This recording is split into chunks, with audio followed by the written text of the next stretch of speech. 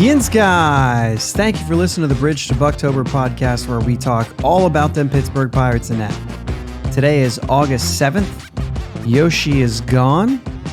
Quintana got traded. And the Pirates swept the Brewers. And the Pirates opened a Hall of Fame, finally. The trade deadline was anything but dead. Let's just get into everything. Let's go Bucks. My name is Josh. I am joined as always by my brother Jake. What is up, Jake? Hey man, how we doing? Tired. Yeah. Very tired. We have been moving into this new house, and it's basically been nonstop for me since Thursday. Mm-hmm. So, a little crazy, a little fun. I probably sound, I know, you say it doesn't sound that bad. I think it sounds awful because I'm used to not sounding with this big echo.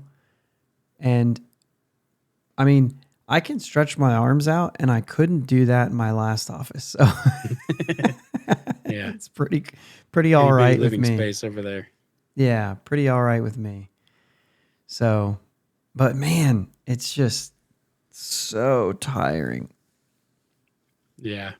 And we're only moving. I think it's worse moving across town. Because when you have a far move, you literally box everything up. Yeah. And you take everything with you. But like I took 3 U-Haul loads back and forth. Yeah, because you're just like, let's just throw it all on and run it over and unload it and come back and get more. And and then after you take the U-Haul back, you're like, yeah, there's still stuff there, but like we can fit it in the van. Yeah. So it's just bizarre. But at the same time, it's supposed to be easier to find stuff whenever you get here. Supposed to be.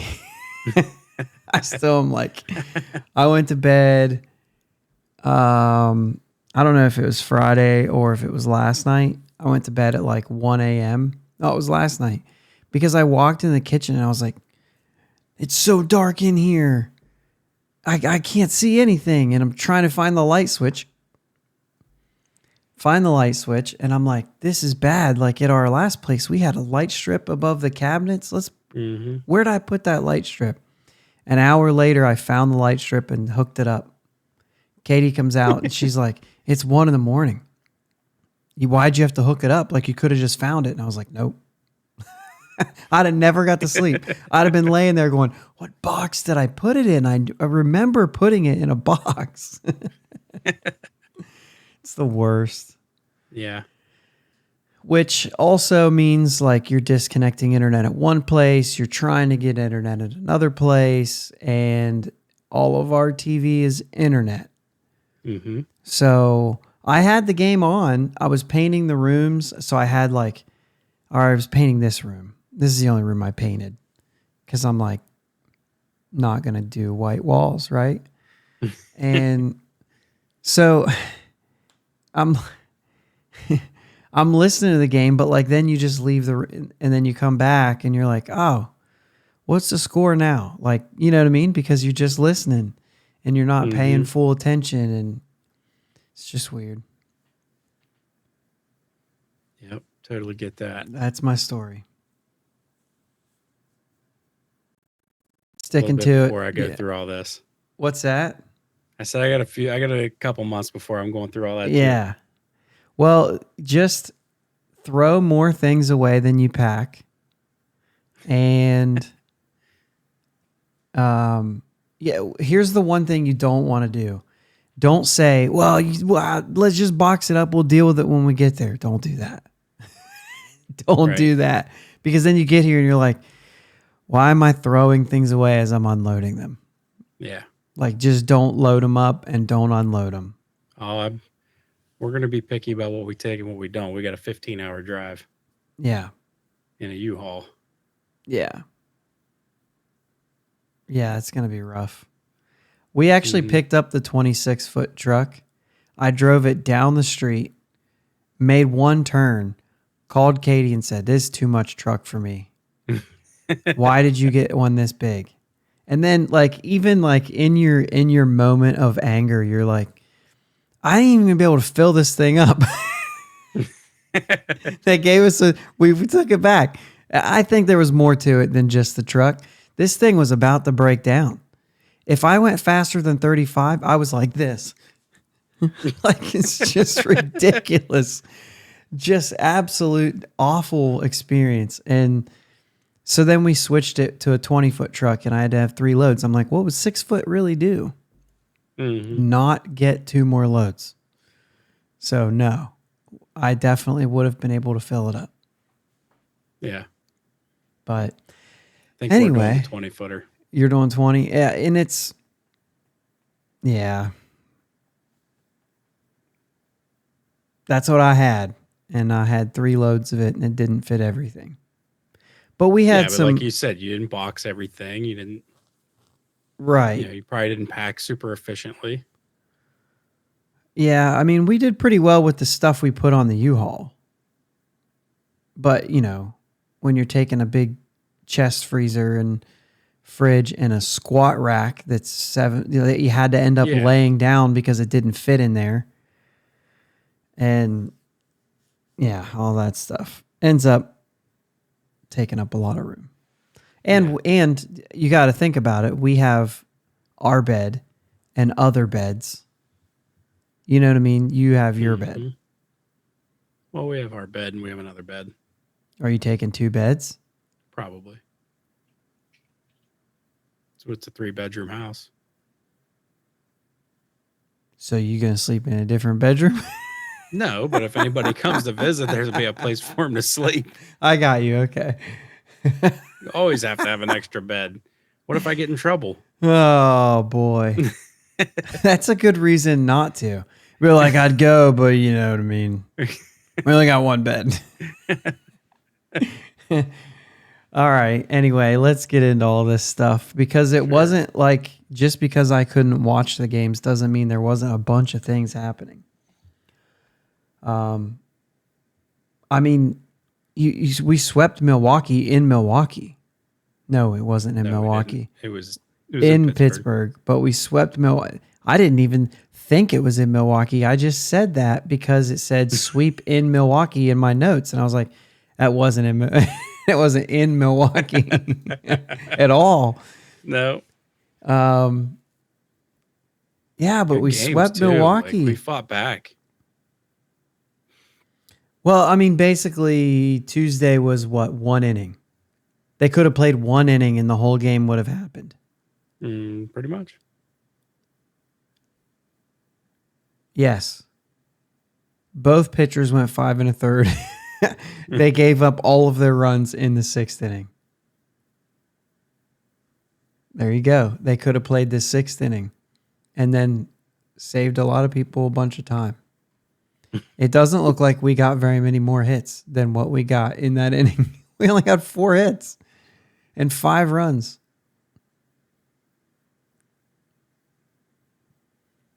Wow. Anyway. Game 2 was the real good one. That was the Reynolds walk-off. Yeah. O'Neal Cruz hit one on top of the new bar. Yeah, dude. The landing? Mm-hmm. Yeah.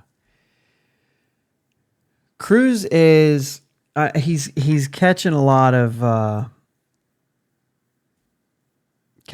flack for the strikeouts. But like he's doing, I still think his numbers are fine. I mean, yeah, his average will come up eventually. Yeah. It needs to.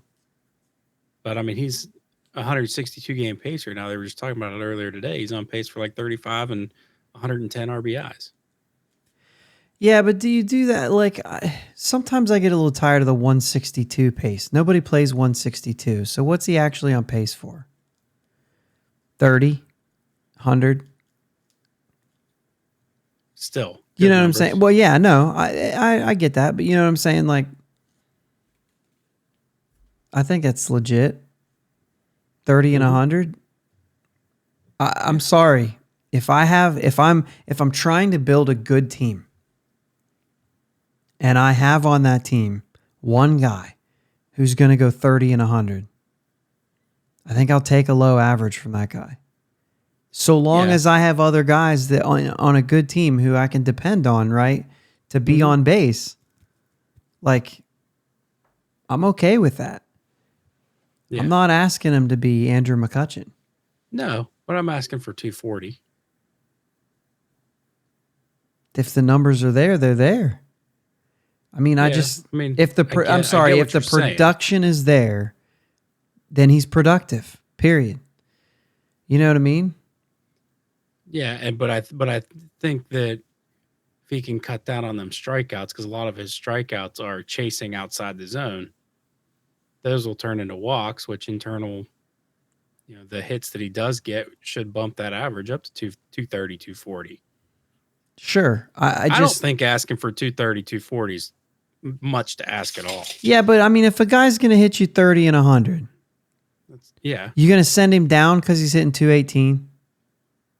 No, but I'm going to be not happy with his performance. I mean, I'm happy with 30 and 100. We haven't had that very much here. I agree with that, but average means something too. Yeah, and I have guys I can worry about average from. To be fair, I think his average goes up. Yeah, I think he's a hitter. Yeah. But I also think that you have roles that you play. Not everybody's a superstar. I think you have roles that you play on a team. And if it means to get his average up to, let's say, 250, if it means that he goes down to 25 homers, I don't want it anymore. I'd rather have the 30. Yeah. Ke'Bryan Hayes can hit me 10 home runs and hit 280. Mm-hmm. Or 270, and you know what I mean? Like, when you start selling out for the home run, you're going to strike out more and your average is going to dip. And quite frankly, in today's game, we need home runs, and we haven't had many of them. From a one guy kind of, you know what I'm saying? Yeah, yeah. So, and as this guy starts to figure things out, if his average does go up to 230, then it might be a 40 homer guy. I think just the league in general is getting too complacent with these people. I mean, Cody Bellinger needs benched bad. He's terrible. Max Muncy, figure something out. These guys are batting 150 to 180, and they're everyday starters still. I don't understand it. And LA is awesome. Like, I don't understand it. Maybe it's me being. I don't know. To me, it's crazy. We're just okay with people batting 200 anymore. Yeah, I mean, Muncy's not having a good year at all. No. But I think that they would tell you he's not having a good year. Yeah, but, I mean, if he's not having a good year, quit playing him so much. But the problem is they're still winning, so they don't really care.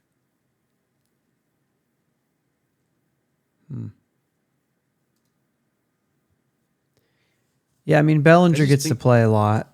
He's got 13 homers, but on base 264. It's bad, and he's been bad like 3 straight years. So the thing about Muncy is his on base is 313 with a much lower average than Bellinger's. Mm-hmm. Yeah. I just think we're getting too comfortable with this on base percentage being more important, which I get. Well, no, on base percentage is that's different. It is more important. It is more important, but because that was the point you were just making too. Yeah, that his on base goes up if he stops chasing. Yeah, that's what I'm saying. I'm not trying to say it's not important, but we're putting so much emphasis on that. We're just he's batting 150. That's fine. He's on base. Cruz is right now hitting 208 with a 247 on base.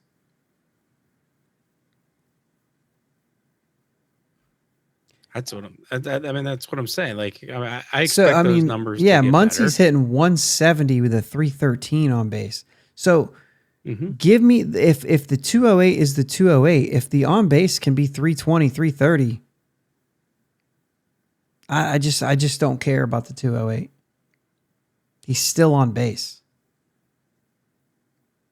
It's just frustrating for me. It's just frustrating. I understand And that, but I'm just saying I when it won't be comes able to get to over that. But I totally understand what you're saying too. yeah, I I mean when get it it. comes to production, if he's hitting 30 home runs and he's on base, which right now he's not on base, Right. but if he's hitting 30 home runs and he's on base, Oh, absolutely. And I'm not saying I'd be upset about any of that. It's just frustrating to me that 300 is like not even a thing anymore. yeah, I mean I understand what you're saying. I just it's an adjustment, man. You when they hit 300 all the time, guys weren't throwing 100 all the time. No, I get it. I mean, I it's get just that. harder to do. So a lot of times you sell out for the home runs are more balanced now than they were. You know what I mean? You still don't have a bunch of guys like back when you had superstars who would smack 35, 40 homers. You know what I mean? Hmm. And when you still have that, but it's a little more balanced. Everybody else also hits home runs. Yeah. And that's a little different where you don't have like Ozzie Smith guys who hit, one in a season and played all the games. Yeah. You know what I mean? But yeah, It was somebody just hit their first home run of the year. Can't remember who it was. He's played a lot of games. I don't know. But they were literally talking about it. I'm like, okay, at some point this day and age, I'm gonna be like, man, I'm the one who gave up his first home run of the year in August. yeah. I I'm just there. I don't know. No, and like I said, I don't want to get all this hate saying that I don't care about on base percentage because I obviously do. It's just frustrating to me that we care so much about and it, and it is a very important stat, but man, we just don't even care about batting average anymore. We just don't care. Yeah, I think if everything else is there, then once you start looking at more than just batting average, like there are guys with high batting averages, and you're like, technically, this guy that's like 60 points lower than you has a better on base. He's actually more productive.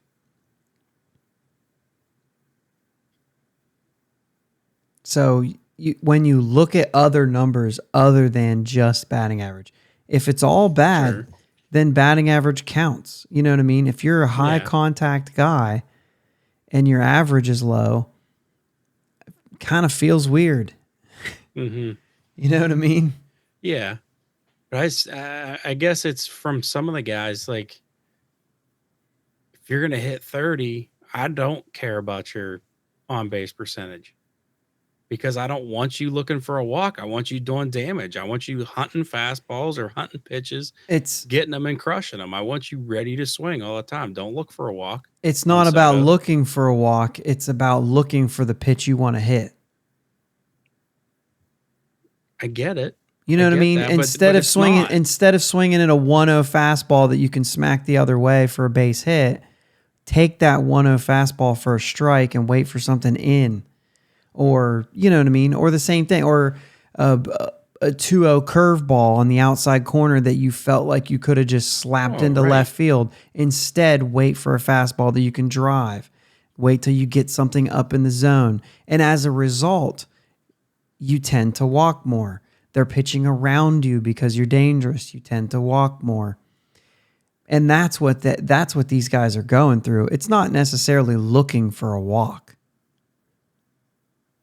It's just I'm swinging at this and that's it. And that's going to get me 40 homers instead of 30.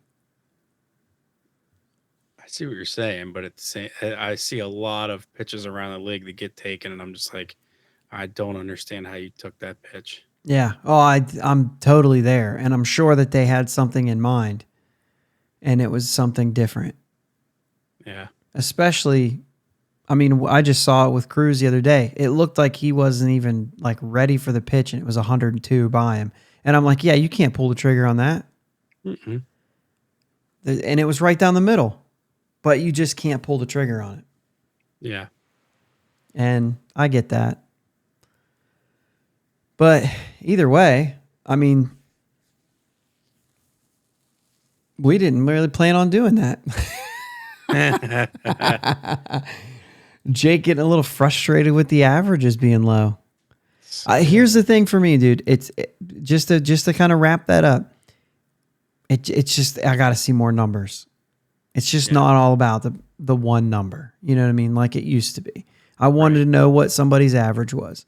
And now it's like, yeah, but there's just a bigger picture than that. If their average and their on base is low and their slugging's low, then they're just bad. Yeah. But anyway, we swept the Brewers with a couple walk-offs and wild pitches. Just, yeah, that was crazy. And then we go to Baltimore, and we talked about this last week. The Baltimore's playing really good. Mm-hmm. But man, was I frustrated. You can't get one run. Right. Mitch Keller threw really well. He threw well. I'm not trying to take anything away again, but like, he had one punch out. So it's not like he was dominating. Yeah, but how many hits did he give up?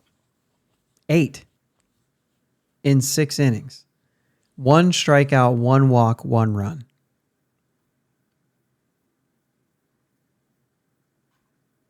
And the 1 run was in the 6th inning. You know what I mean? Like it. Yeah. And he was hit hard in that inning. So I don't know. Like I think he threw well. Yeah. You know what I mean? We're still there with him. So, I mean, are we still kind of upset with the Manny Benuelos thing? I mean, I feel like he's actually been doing okay. I didn't know we were upset about the Manny Benuelos thing. Oh, okay. That first outing, he gave up like 8 runs against the Yankees right after he came here. Remember when I said I thought he was rooting for the Yankees? Yeah. But he settled down. You want to get into pitching wins and losses too? No. Brubaker's got 10 losses. Yeah, it's fine. He's been pitching well. Not great. Yeah. Not. Been pitching all right. Yeah. Key Bryan, little homer today. Mm-hmm. Good to see. He's got 6 now. It's okay. Mm-hmm. Bryce Wilson, just ERA keeps coming down a little bit. Yeah, they were talking about it. This is like 330 or something like that in his rough number. 330 in his last 5 outings or whatever. I mean, hopefully he's figured something out. I mean, I'll root for the guy. Yeah. Goes out there and competes. Cares. I got no problems with him right now. Yeah, we've seen some outings from Holderman that have been good, and so that makes you feel good about the Vogie trade there. Mm-hmm. So I think that's a good way to get rolling into the trades, man. Man, were there a lot. There were a lot. And I really thought, like, yeah, I don't know what they're going to do. Teams aren't dealing the way that they were. I don't know. I kind of expected us to do a little bit more. I thought somebody'd be interested in Gamble. I feel like it would have to take the right team. They weren't going to give anybody up for him. I think Sherrington probably thought this guy's going to give us innings and he's going to play for us. He's going to help us stay deep. So somebody's going to have to actually give me something for him, and nobody's going to do that. Oh, I mean, yeah, I have no problem with him still being here. Yeah. I like Gamble. I got nothing wrong with Gamble. I thought it would have been a good piece for somebody, and not that we would have got anything crazy in return, but I thought we could have got something back for him. And maybe he was shopped around, and maybe it wasn't there. I have no idea. So, I'm just going to kind of go through some of these deals. Benintendi was dealt to the Yankees, which is always interesting because he played for the Red Sox. Yep. I know that's like not really a thing in today's game because of the way that the trades happen, but it felt like that was the first thing I thought of. Yeah. The Reds keep dealing. Naquin's gone. Luis Castillo, we talked about that one. We talked about that one last week. And then let me see, we were on the 30th, right? So there was a few moves there. The Nationals, obviously. Yeah. Trading everyone.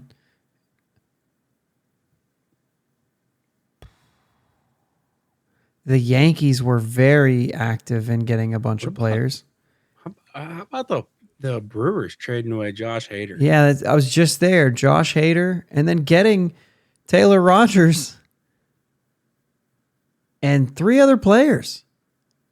Yeah. I'd take that deal 100 times out of 100. Oh, yeah. Yeah, no doubt. But like Devin Williams, I almost said Rogers. Devin Williams was talking about it to the media, and he's like, I don't understand what we're doing. We're in first place, and we're trading our closer. And he's now going to be their closer. And he's like mad about everything. Wait, they're saying he's going to be their closer? Yeah. Why wouldn't Taylor Rogers be your closer? Taylor Rogers has been struggling. He was really good early in the year, and then he started struggling. They were actually looking for a closer to replace him, so they sent him over there, and they're saying he's going to be setting up for Devin Williams. Probably because Devin Williams had 30 straight outings where he hadn't been scored upon. Right. And he's the guy in Milwaukee. Like Taylor Rogers is going to have to come in and do his thing before he can become the guy. But hasn't Hader been struggling too? Like it's the same sort of thing. You've got 2 closers that are leading the league in saves. Didn't Rogers have 1 less save than Hader? I'm not sure, to be 100% honest, but I could have swore he had. I didn't know that Hader was struggling. One of the worst months of his career. He recorded a 12.54 ERA and 9 1/3 innings in July. That inflated his season ERA to 4.24. And then Rogers started hot with 17 saves in the first 2 months. 931 and 10 appearances in July. So, yeah, he's certainly worse than Hader, but like neither one of them are faring very well. And then you add 3, like I'm just trying to figure out what's going on. Yeah. It doesn't make any sense. And then they DFA Lamet as soon as he gets there. Yeah, that was a head scratcher for sure. Well, it's basically just mocking the Padres. Like, look, you're even giving me guys I don't want. You guys are dumb. I don't know. Trey Mancini traded to the Astros, which was also interesting because Baltimore's doing well. Yeah. 3-team trade. There was people going all over the place. I'm not going to read through it. Yeah. Another Yankees trade, Frankie Montas from the A's. I mean, the Yankees sure are going for it. Yeah. They didn't really need to, but Tommy Pham, another Reds player, was traded. And Christian Vasquez. Yeah. To the Astros? Yeah. So, we're at that point going through the trades where we are on the Quintana trade. So here we are. Johan Oviedo and Malcolm Nunez. Interesting, I think, was my first thought. It's a little more of like what I kind of thought. Like you weren't going to get a really great return. Malcolm Nunez has like legit power, though, I think. Mm-hmm. I think he can develop legit power. Probably more like a DH type player, according to what you read about defense and whatever else. But then a pretty decent arm who's there now, right? He's ready to play right now. And I think it's fair. What was interesting to me is that we convinced him to take Chris Stratton in the deal. It was like there was a win. Like, okay, yeah. Quintana for Oviedo and Malcolm Nunez. And I was like, I kind of like that. Malcolm Nunez could develop with some power. And then it was like, oh, Chris Stratton's in it too. And I was like, oh, sweet. It's like getting an extra player.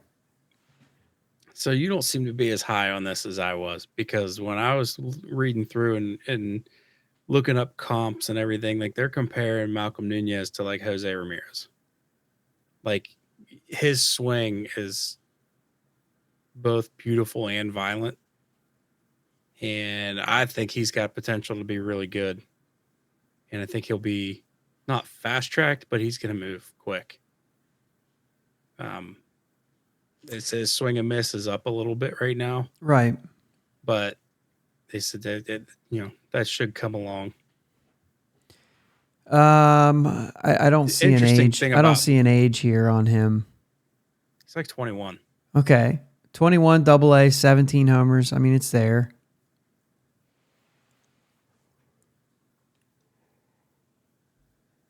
And the Johan Oviedo, he's ready to pitch in the majors right now, but they sent him to AAA to get him stretched out. They think he can be a starter. Yeah, I thought that was interesting. I didn't realize that was...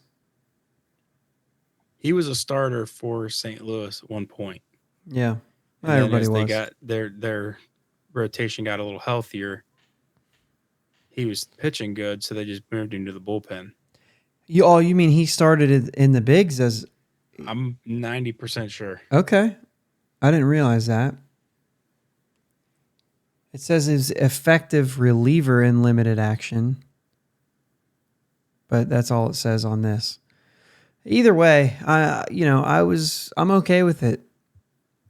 You knew you were going to get something. I just, was hoping it wasn't some 18-year-old pitcher that you just don't have no idea about. But I'll take a guy who's, fringe and then another third baseman who, from what I understand, was something that the Pirates actually needed right now was, yeah, I mean, obviously he's not, it's got to be something to be like, I'm a third baseman and, I play for the Cardinals organization, so I basically have no shot of getting a job. Right. And then it's like, no, we're going to trade you. And you're like, oh, sweet. What if it's a door? Oh, Key Brian Hayes. Cool. 8-year contract. Cool. You kind of, you're like, at some point, you'll be like, can I learn a new position? I mean, the DH, this is where the DH comes in. This is where the DH comes in. Are you talking about Malcolm right now? Yeah. It's a first baseman. Well, sure. He is now. No, he's listed as a first baseman. He is now. I don't know what you're saying. He's certainly, I mean, like the article I'm reading right now literally says third baseman Malcolm Nunez, and he's been a third baseman. Third and first base. Well, yeah, third and first, but he's only like 5'10". He is, yeah, 5'10". I know. So we've already been doing the Chavis thing. 68 games at first base this year. 73 in all of his minor league career. Right. With 68 this year. This year. That's, I mean. That's and where I was at with him. 161 at third. I didn't even know about this third. I mean, I figured he So you see what I'm saying? He's but a third baseman who's trying to learn first because he had Nolan Arenado on his team. That's fair. He was like, oh, look, Michael Chavis can do it.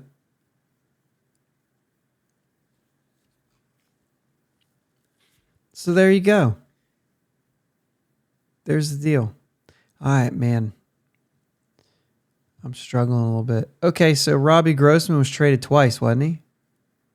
Braves got him, and then the Braves traded him, right? You got me on that one. I'm pretty sure they ended up trading him after trading for him. We just saw Brett Phillips in the Orioles, so he was traded to the Orioles. I'm just trying to look for some of these, highlight ones. Trevor Rosenthal back out there. The Brewers got him.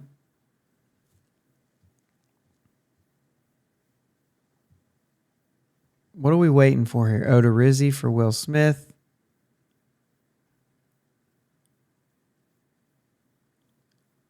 Darren Ruff, J.D. Davis. There was a lot of trades. Yeah. Brandon Drury, another Reds player being traded. Oh, the Phillies got Brandon Marsh.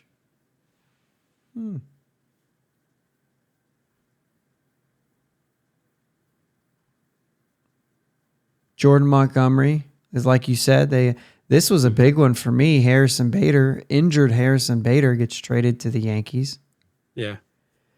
He wears that Statue of Liberty glove with that, that odd color that looks like it's the color of the Statue of Liberty or whatever. I didn't know about that. I mean, that's got to be pretty cool. I'm pretty sure he's from New York.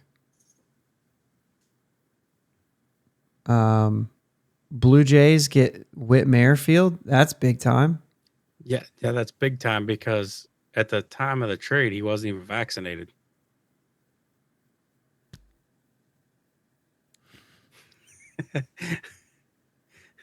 I mean, there obviously had to have been talks before that trade was made. Yeah, like, hey, if this happens. Like, dude, you're going to get vaccinated if we trade for you, right? You can only play away games. I believe he's already vaccinated now. I'm sure of it. Braves acquired Razel. I always have a hard time with his name. Iglesias. Yeah. For Jesse Chavez. Do you remember? The mechanic? The mechanic. Dude, come on, man. That's awesome. Jesse Chavez is the most traded player in Major League Baseball history. He's still somewhat effective. Like, I don't understand it. I guess he's still getting traded. So, Tyler Mahle, another Reds. I mean, the Reds are just. How about the Phillies getting Thor? Yeah. Did you see his first start? No. His first start in Philly. There was lightning in the background when he was taking the mound. They're like, is it a coincidence? Oh, my gosh. And Red Sox get... Wait. Did I miss the other one? Red Sox get Eric Hosmer and 2 prospects and cash. What? Literally the Francisco Liriano deal where you're like, we're giving away other things? Do you want this guy? No. Then why are you taking him? It's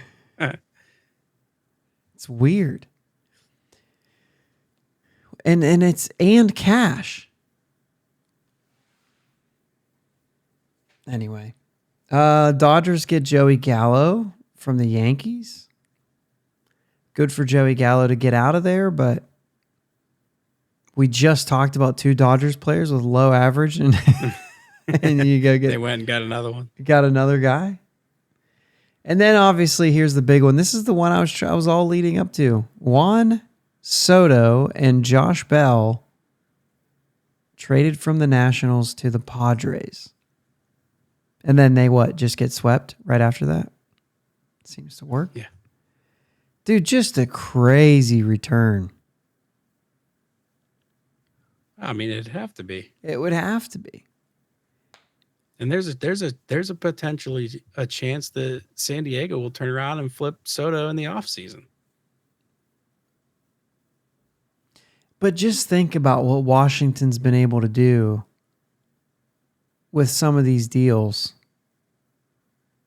The one from the Dodgers last year getting Keibert Ruiz. Yeah, Ruiz and Josiah Gray.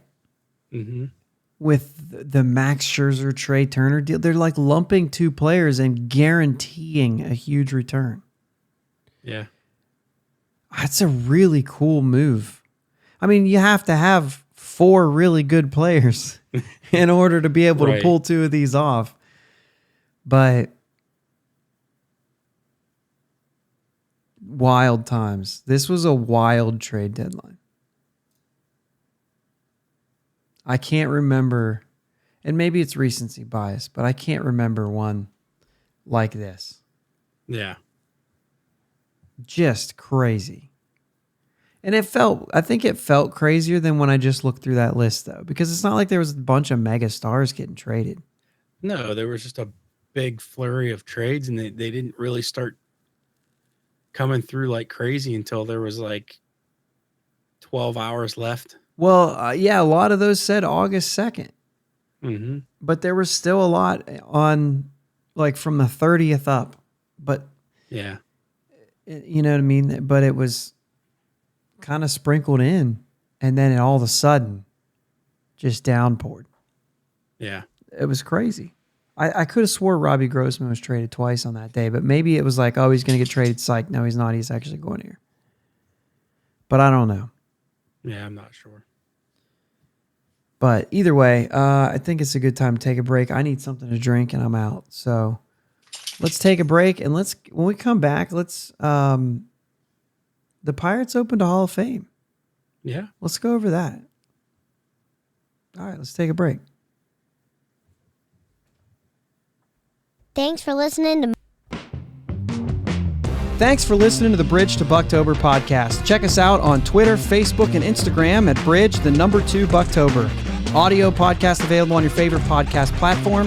Video podcast available on YouTube. Follow us on the socials and subscribe to the podcast. If you're on Apple Podcasts, take a couple minutes for a review. We'll be right back.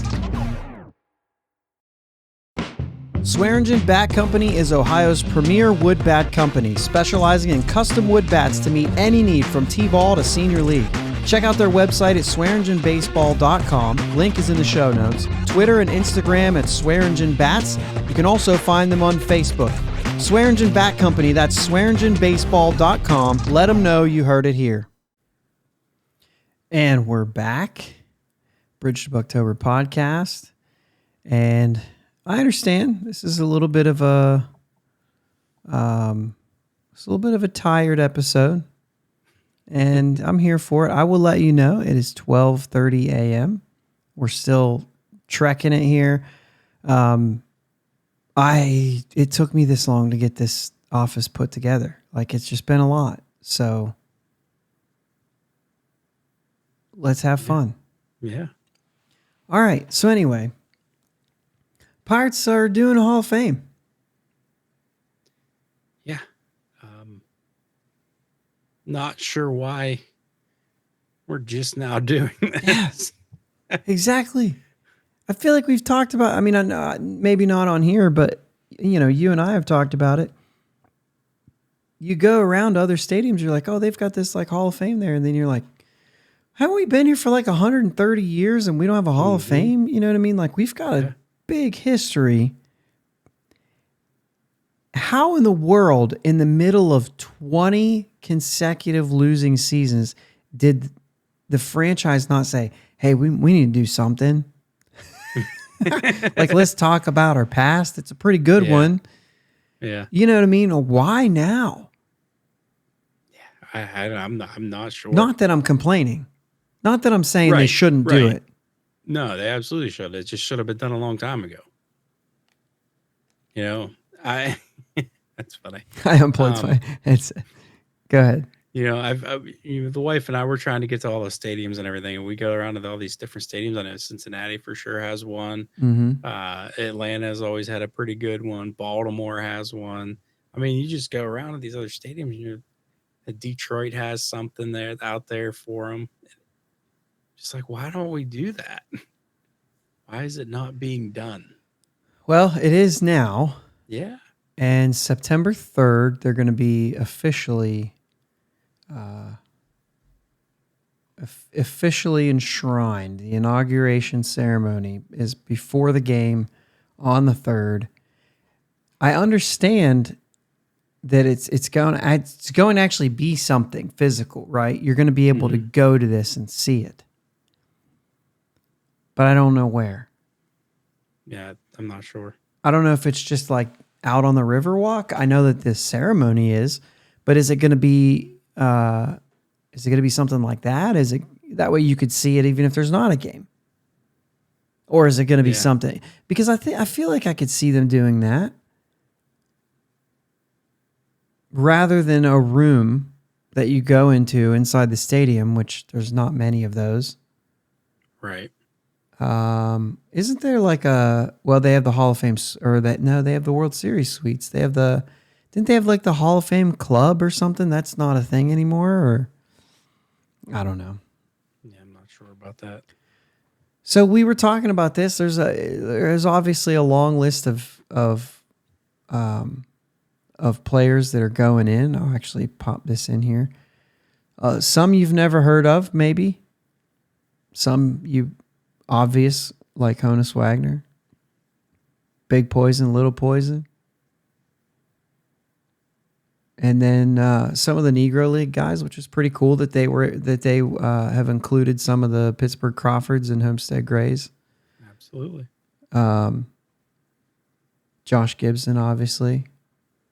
So, I mean, you see that. The obvious guys, that are on there, Kiner, Clemente, Stargell, you know what I'm saying? Parker.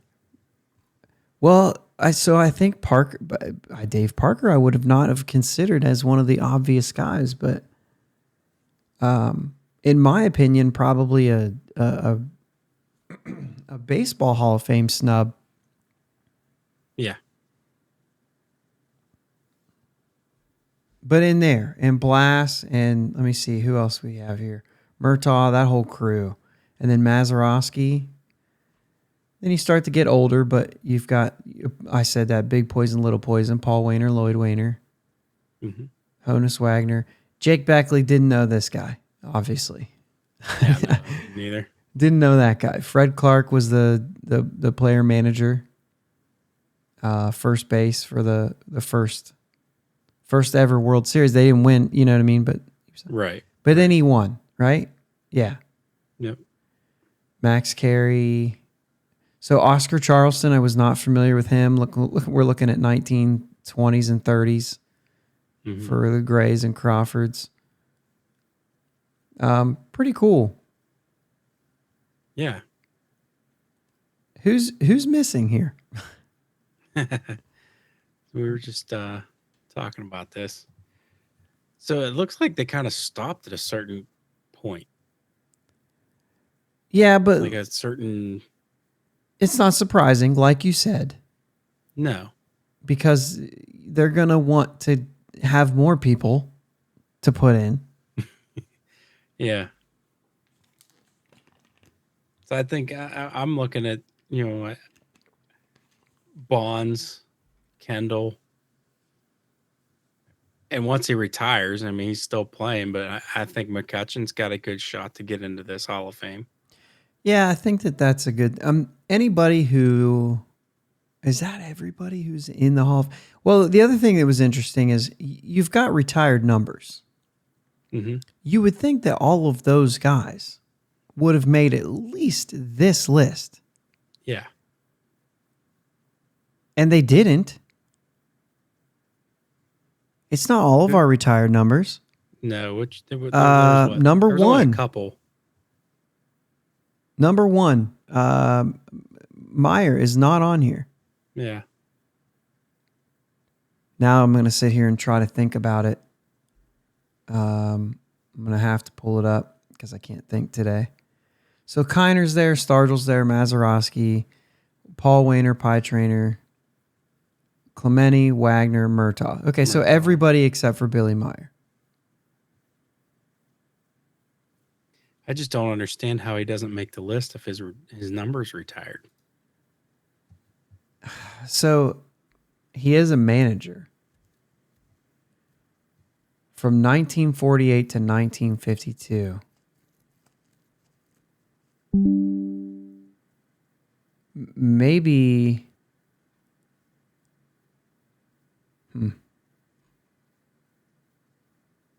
It's interesting. Yeah. I have to look up the story of why his number is retired. I'm Maybe a that's bit why I didn't make this list. I'm a bit ashamed. I mean, he had a .412 winning percentage as a manager. So I'm ashamed to say that I'm not sure of this story, and I'm sure that you guys are going to give me a hard time about this one. So I'm here for it. Give me a hard time. I should know, but I don't. I mean, I don't really understand it either. So, of course, I'm not good with that kind of stuff. I'll be honest.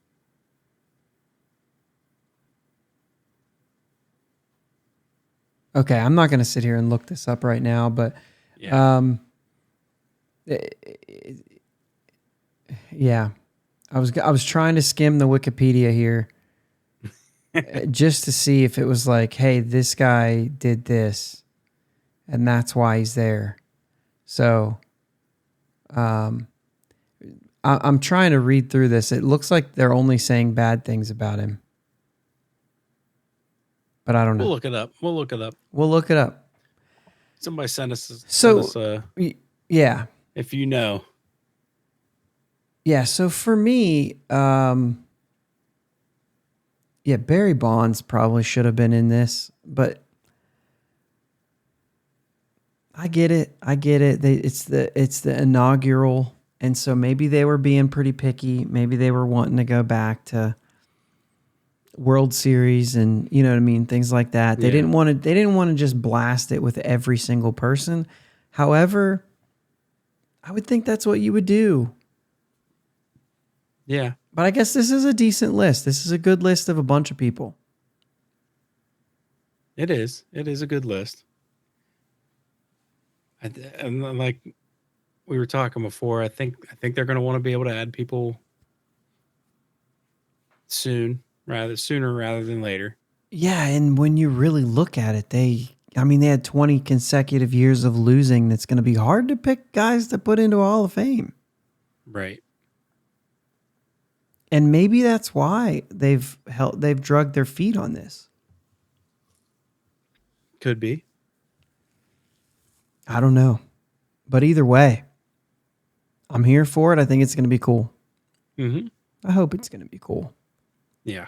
I hope that there's something physical that's going to be cool, not just like, hey, we've got Hall of Fame. We're going to put their names on a wall somewhere in the stadium and you can look at them. Yeah. You can look at their names written down. You know what I mean? Like, I don't know. Yeah. I don't know. Because I don't know how much people get into that anymore. I don't know how many people will actually go through there. True. Unless it's just something that you're going to walk by all the time anyway, like the statues and that. Mm-hmm. I don't know. Pirates Hall of Fame, guys. Mm. So here's the deal. You guys, let us know. Let us know who you think has a shot. So we're going to give you, that's the three. Bonds, Kendall, and eventually we think McCutchen, because he was part of the turning that 20 years around. He was the cornerstone player. Mm-hmm. And the way that they've talked about this is that you make a a significant impact in the community too, and that's Andrew McCutcheon. So 100%. I think that's there. So I think between one of or two of those things, you've got to have something there. I mean, Bonds' accolades while in Pittsburgh were good enough to be put into something like this. Yeah, absolutely. Any other player's a dark horse. I mean, I have one, but for me, it would be a consideration of a guy like Andy Van Slyke. Or even, and I don't know how much they care about how long they were, but like, I don't know, Drabick, you know what I mean? Like something like that, like back when they were that team. I don't think like AJ Burnett or Liriano have a shot of being that sort of thing. You know what I mean? Yeah. Anyone else come to mind? Like, I mean, even when you're thinking of like that, those teams there, like another big time moment in Pirates history, Russell Martin isn't going to get in. He wasn't there long enough. If that's one of the things that they care about. Yeah. I don't know. I don't know if they're ever going to, like, if they're ever going to, like, open this up or anything. I don't know. It'll be interesting to see where it goes. Too. Yeah. Yeah, and what they do. Like I said, if there's a physical something, they've talked about doing that, and then they haven't. So, we'll see. What else do we have here? Oh, yeah. Vince Scully. Yeah. This is kind of a thing for me, like, when we first got married and we got that house, or we got that like apartment in Indiana, the only TV we had was MLB TV. So when the Pirates were done playing, I had my pick of West Coast teams if I wanted to watch anything. And of course, I watched the Dodgers because of Vince Scully. Yeah. Not because they were the Dodgers. Because then they weren't like the Dodgers, right? I mean, they were the Dodgers. Right. But right. They weren't what they are right now. And, man, I mean, I watched as much like Dodgers as I watched Pirates at that time. Because, well, except for the night that I didn't turn it over to that because I was waiting until 2:30 in the morning for Jerry Meals to call him safe. But anyway, it was kind of like for me, this is like a bummer, man. He's my favorite. Yeah. And a lot of it because of that time, like, it's just a thing. Yeah, I don't know that you'll ever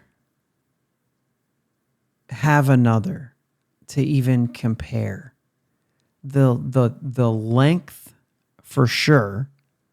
Mm-hmm. But also, like, I just don't think it's the same when you have the older broadcasters seem to have like a timeless kind of, I don't know how to explain it, but like that's not how it's done now.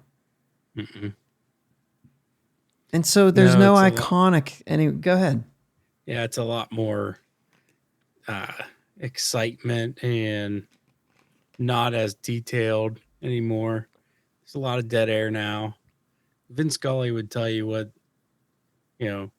this guy's wife did in her spare time. Like, he filled the time and he went back and purposely did homework on each and every guy that he was going to be talking about. It was just cool. Yeah, my favorite thing that I noticed about him, and it is like one of those things, like a lot of the broadcasters now, and I'm not saying this is anyone's fault. Like, this is not a fault. If I turn on the Pirates broadcast, I expect them to be rooting for the Pirates in a sense. I expect that. It's a regional sports network. Now, if it's a national broadcast, I expect it to be fair. Yeah, absolutely.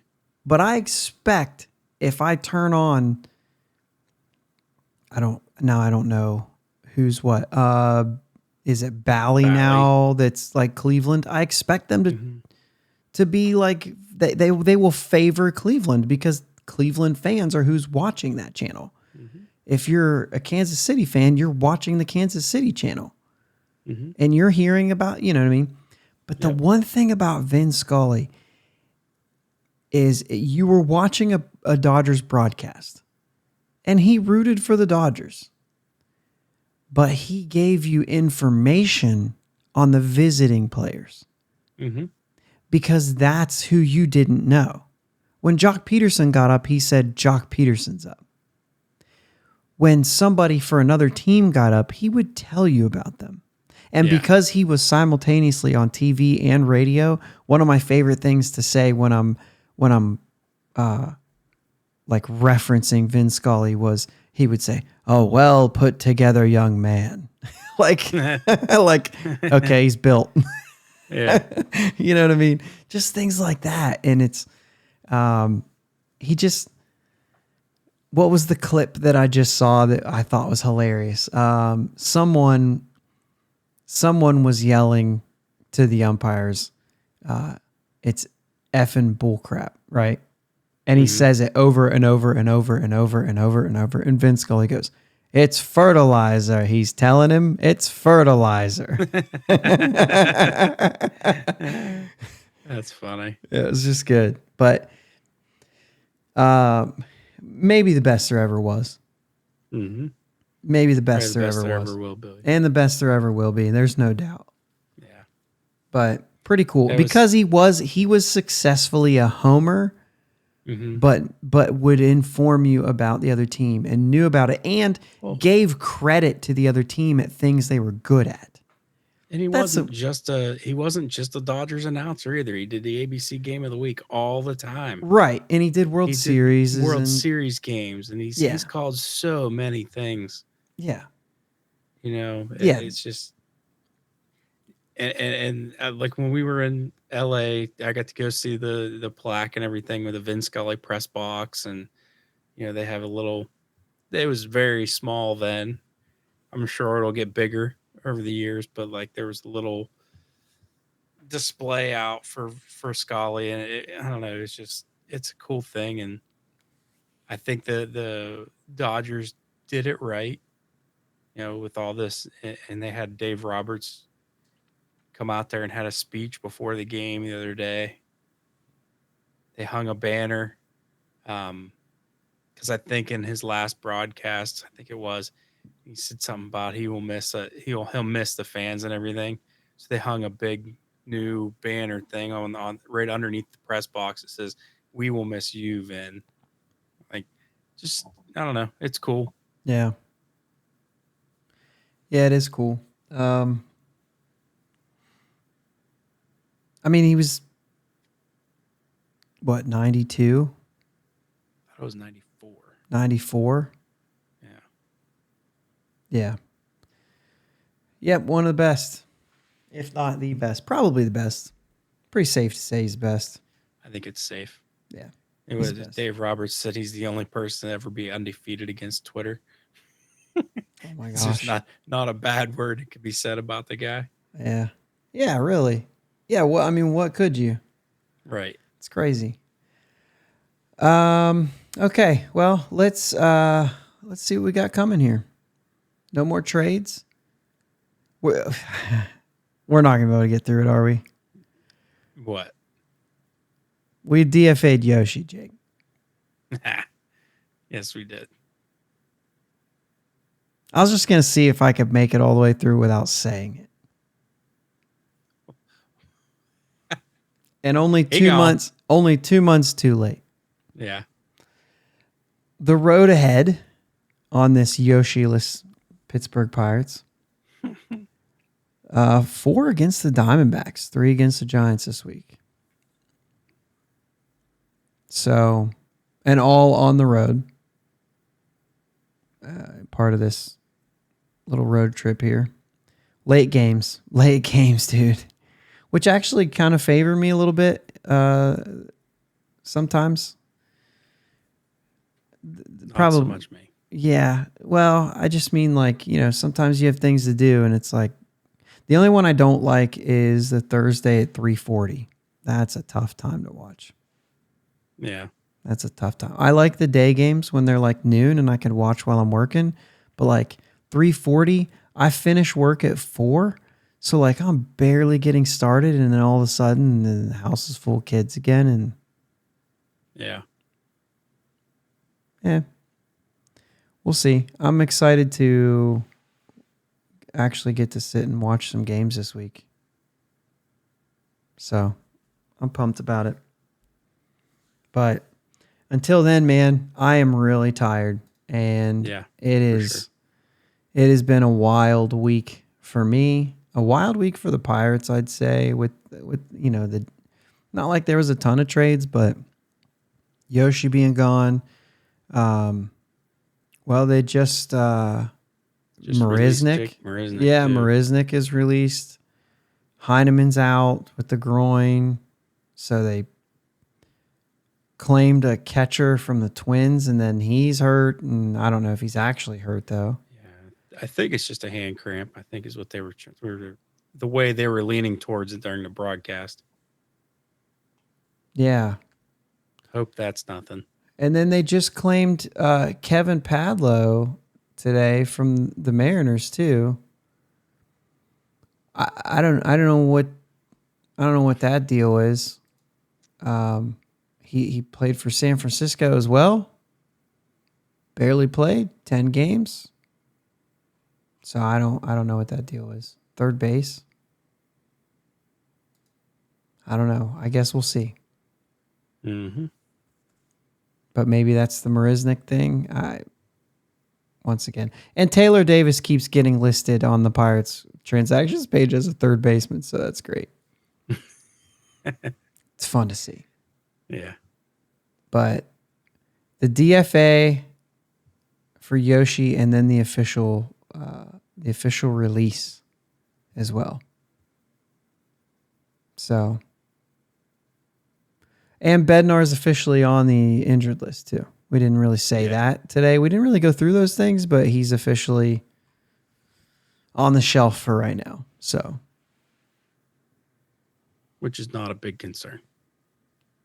It's just that lower back. It's still bugging him. So I still don't think that that's overwork, but maybe it had something to do with it. But like, dude, people are like, pitchers are going to get hurt. Mm-hmm. And I think that, I don't know. They're saying if they were making a playoff push, he would not be on the injured list. Yeah. Like, it's nothing serious. They're just like, dude, or whatever. Take it easy. Yeah. All right. What do you got this week, though? What do you think we come out clean here? It's 7, so you gotta win or lose. 4-3. Yeah. I think they can figure out a way to do that. Yeah. I'll go 3-4. You split a 4 game and you lose a series in San Francisco, and I don't know. We'll see. And then we'll be back at it. Guys, let us know who you think has a shot at getting into that Pirates Hall of Fame soon, within the next 5 years. Or, whatever. You can tell me it's Kevin Padlo for sure going to make it. You can tell me whatever you want. But let us know what you think. And, we'll say thanks for telling us that. Dude, go to bed. All right, guys. Let's go Bucks. Let's go Bucks.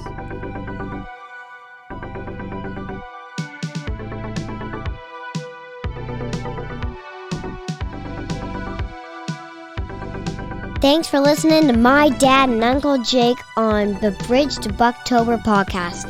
Follow them on Twitter, Facebook, and Instagram at Bridge2Buctober. Don't forget to subscribe so you know when new episodes are released. Clear the deck. Cannonball coming. And let's go, Bucks.